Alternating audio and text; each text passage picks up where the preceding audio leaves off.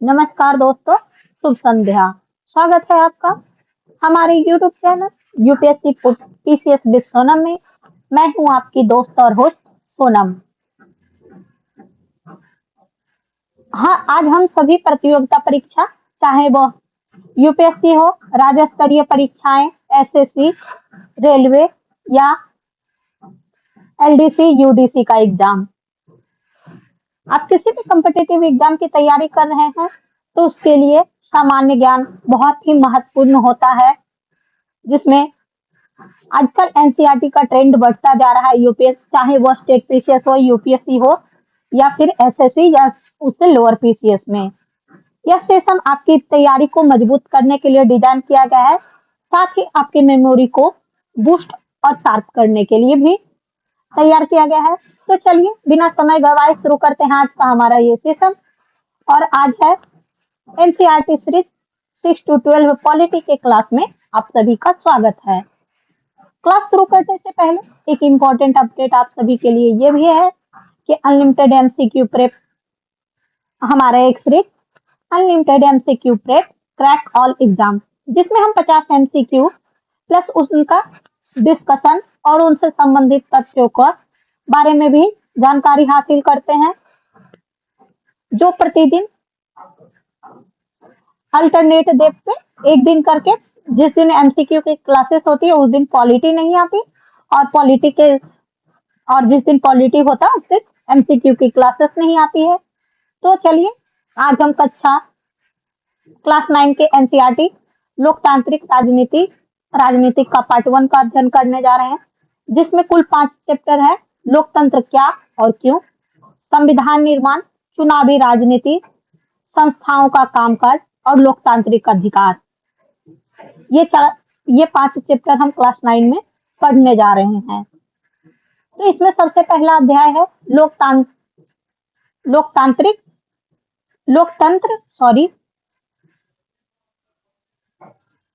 लोकतंत्र क्यों। लोकतंत्र आज दुनिया का सबसे लोकप्रिय शासन है। यह अध्याय हमें लोकतंत्र की परिभाषा, उसकी विशेषता, महत्व को समझने में मदद करेगा और लोकतंत्र और गैर लोकतंत्र शासन में अंतर समझने के बाद हम जानेंगे कि लोकतंत्र क्यों सबसे अच्छी प्रणाली मानी जाती है। तो चलिए शुरू करते हैं आज का हमारा ये सेशन। तो सबसे पहले आइए हम जानते हैं लोकतंत्र क्या है। लोकतंत्र वह शासन प्रणाली है जिसमें शासकों को जनता द्वारा चुना जाता है, जैसे कि हम अपने प्रतिनिधियों का चुनाव करते हैं। इसमें जनता को अपनी सरकार चुनने का अधिकार होता है और हमारे चुने गए प्रतिनिधि आगे चल करके सरकार का निर्माण करते हैं।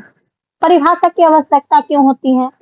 क्योंकि लोग लोकतंत्र का अलग अलग अर्थों में प्रयोग करते हैं, इसलिए यह भी समझना जरूरी है कि कौन सी सरकार सच में लोकतांत्रिक है और नहीं। इसलिए भी लोकतंत्र की परिभाषा की आवश्यकता होती है।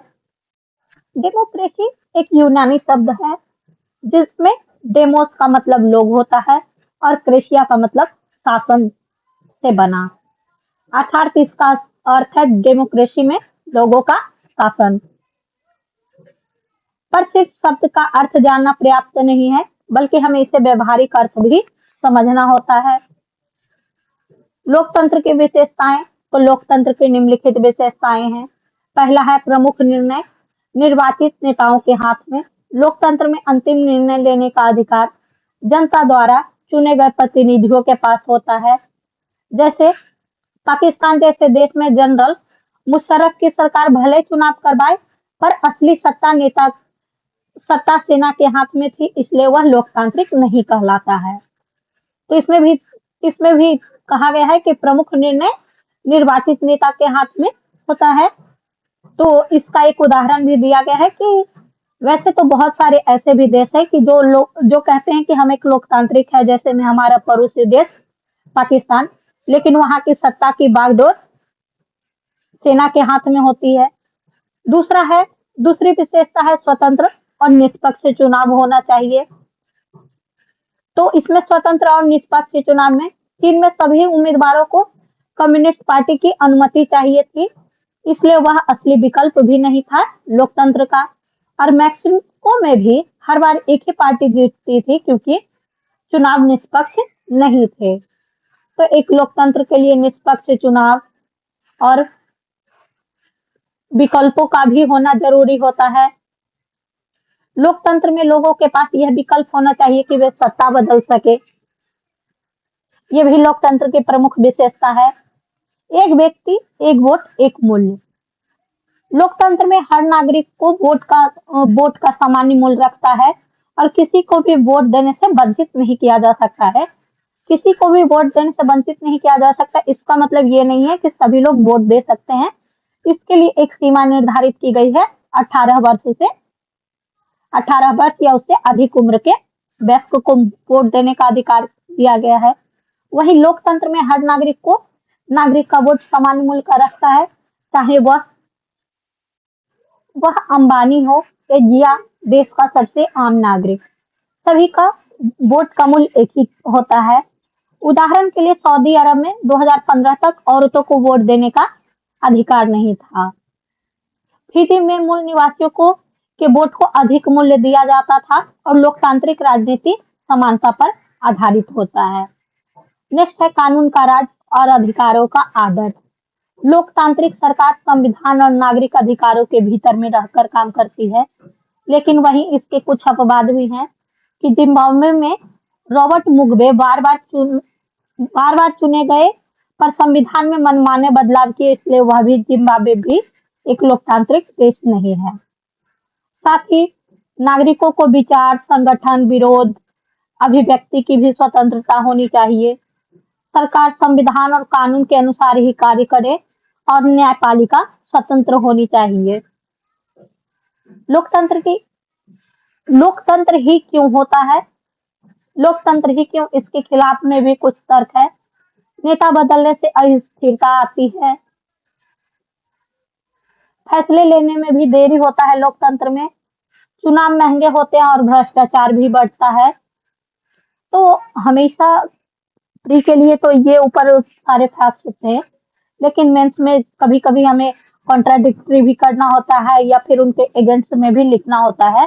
तो उन सभी के लिए ये सारे पॉइंट्स इंपॉर्टेंट है। साथ ही आम लोग निर्णय लेने में सक्षम नहीं होते हैं।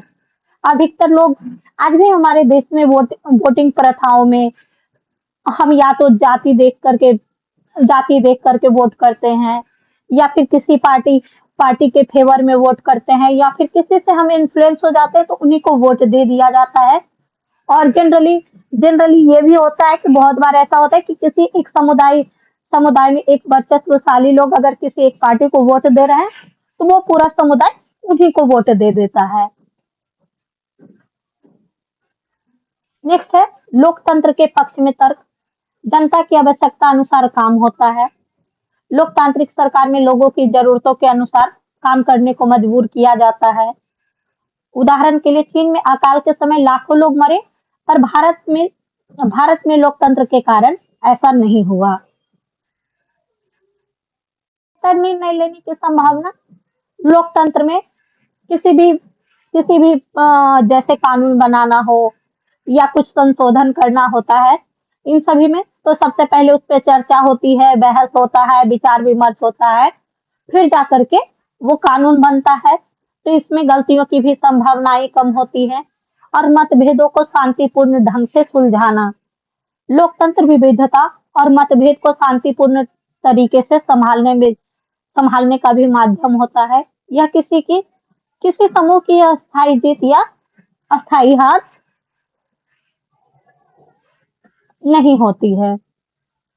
नेक्स्ट है नागरिकों का सम्मान। लोकतंत्र नागरिकों को सम्मान, समानता और आत्मनिर्णय का अधिकार देता है और हर नागरिक अपने देश का शासक भी होता है। और लोकतंत्र में गलती को सुधारने का भी अवसर होता है। अगर जनता चाहे तो अपने शासकों को बदल भी सकती है, या फिर अगर कोई हमारे द्वारा भेजे गए प्रतिनिधि अगर वो सही ढंग से काम नहीं कर रहे हैं तो हमारे पास राइट टू रिकॉल भी है कि हम जिन्हें इलेक्ट करके भेजे हैं हम उन्हें वापस भी बुला सकते हैं। लोकतंत्र का बृहत अर्थ। लोकतंत्र सिर्फ सरकार ही नहीं बल्कि जीवन का एक तरीका है। लोकतांत्रिक सोच स्कूल, घर, समाज हर जगह होनी चाहिए।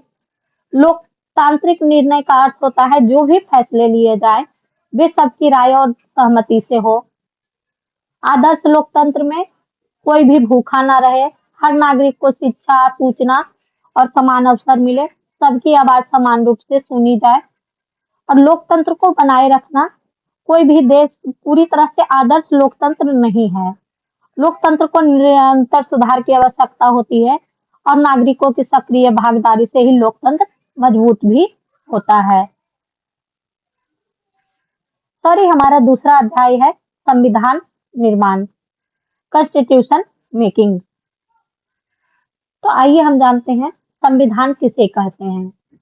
संविधान एक लिखित पुस्तक जिसमें किसी देश के शासन और प्रशासन को चलाने के नियम व कानून लिखे होते हैं, उन्हें संविधान कहा जाता है। संविधान राष्ट्र या शासन प्रणाली का आईना है, जैसे प्रस्तावना संविधान का दर्पण है। संविधान सरकार, समूह, न्यायालय और अन्य संगठनों के बीच सामंजस्य, विश्वास व तालमेल बिठाता है। सैद्धांतिक रूप से निर्णय का माध्यम, शक्तियों का प्रतिबंध, आकांक्षाओं को लक्ष्य पूरा करना संविधान का उद्देश्य होता है। आइए हम जानते हैं भारतीय संविधान से संबंधित कुछ महत्वपूर्ण तथ्य। भारत में सर्वप्रथम संविधान का विचार मानवेंद्र नाथ राय ने दिया और भारत में सर्वप्रथम संविधान की मांग करने वाला दल स्वराज दल था और भारत में सर्वप्रथम संविधान की मांग करने वाले व्यक्ति मोतीलाल नेहरू थे। भारतीय संविधान पर सर्वप्रथम भाषण महात्मा गांधी ने दिया। भारतीय संविधान जनता तक लाने का श्रेय पंडित जवाहरलाल नेहरू को जाता है और भारतीय संविधान का मूल स्रोत भारत की जनता है, तो डॉक्टर भीमराव अंबेडकर को भारतीय संविधान का जनक माना जाता है। ये सारे भारतीय संविधान से संबंधित इंपॉर्टेंट तथ्य हैं जो विभिन्न एग्जाम में पूछे जाते हैं। विश्व का सबसे बड़ा लिखित संविधान है जिसमें 395 अनुच्छेद और 22 भाग है और भारत का संविधान कठोर और लचीला दोनों है। यहाँ भारतीय संविधान में साधारण बहुमत से भी संशोधन होता है, वहीं विशेष बहुमत से भी संशोधन होता है। भारतीय संविधान को बनाने में 2 वर्ष 11 माह 18 दिन लगे थे। नियमों और कानून का ऐसा संग्रह जो लिखित अवस्था में होता है उसे लिखित संविधान कहते हैं। भारतीय संविधान का निर्माण भारत से चुने गए जनप्रतिनिधियों ने संविधान लिखने का काम किया और संविधान सभा लिखने वाली सभा में 299 सदस्य थे और भारतीय संविधान की प्रथम बैठक 1946 को हुआ और 1947 में भारतीय संविधान लिखने का काम शुरू हुआ और 26 नवंबर 1949 को संविधान बनकर तैयार हुआ और 26 जनवरी 1950 को संविधान लागू हुआ। उद्देश्य: भारतीय संविधान का निर्माण प्रक्रिया को समझाना, भारतीय संविधान के विभिन्न स्रोतों को जानना और भारतीय संविधान के गठन की प्रक्रिया को जानना इस चैप्टर का उद्देश्य है। और भारतीय संविधान के निर्माण में वाद विवाद को समझना और संविधान की प्रकृति को जानना इस चैप्टर का उद्देश्य है। भारतीय संविधान की विशेषता: संपूर्ण प्रभुत्व। पहली विशेषता है संपूर्ण प्रभुत्व संपन्न का अर्थ है आंतरिक या बाह्य दृष्टि से भारत किसी विरोधी सत्ता का अधिकार नहीं है। बाह्य सत्ता का। प्रभुत्व संपन्न राज्य उसे कहते हैं जो बाह्य नियंत्रण से सर्वथा मुक्त हो और अपनी आंतरिक और विदेश नीतियों को स्वयं निर्धारित करता हो, उसे प्रभुत्व संपन्न कहा जाता है। लोकतंत्रात्मक गणराज्य, जिसमें लोकतंत्रात्मक राज्य का अर्थ है भारत में राज्य सत्ता जनता में निहित है और जनता को अपने प्रतिनिधि निर्वाचित करने का स्वतंत्र अधिकार है। भारत गणराज्य है क्योंकि भारत राज्य का सर्वोच्च अधिकारी वंशानुगत न होकर के भारतीय जनता द्वारा अप्रत्यक्ष रूप से निर्वाचित राष्ट्रपति है। भारतीय संविधान की तीसरी विशेषता है धर्मनिरपेक्ष राज्य। 42वें संविधान संशोधन 1976 द्वारा प्रस्तावना में भारत को एक धर्मनिरपेक्ष राज्य घोषित किया गया।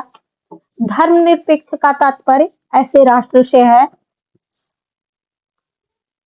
जो विशेष धर्म को राज धर्म के रूप में मान्यता प्रदान नहीं करता, बंधन सभी धर्मों के साथ समान व्यवहार करता है।